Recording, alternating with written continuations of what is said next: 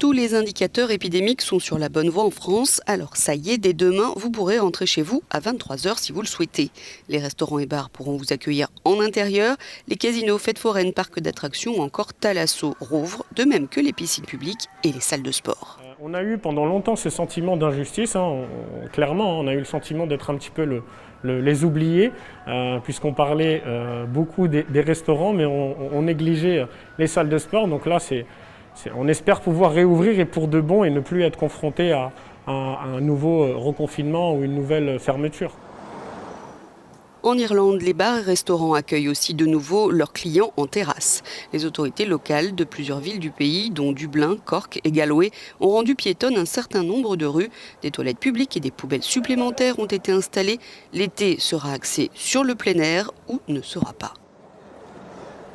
Dans plusieurs régions d'Espagne, les inscriptions en ligne ont commencé pour les personnes souhaitant obtenir un laissez-passer Covid-19.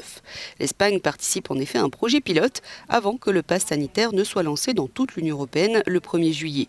Le certificat précise si une personne a été vaccinée, si elle a été infectée par le coronavirus au cours des 6 derniers mois ou si elle dispose d'un test négatif valable. Et puis toujours dans le but justement de booster la vaccination en Italie, dans la ville de Turin, une petite expérience, une soirée DJ pour encourager les 18-28 ans à venir et ça marche. C'est une soirée Astra Night, venez tous vous faire vacciner.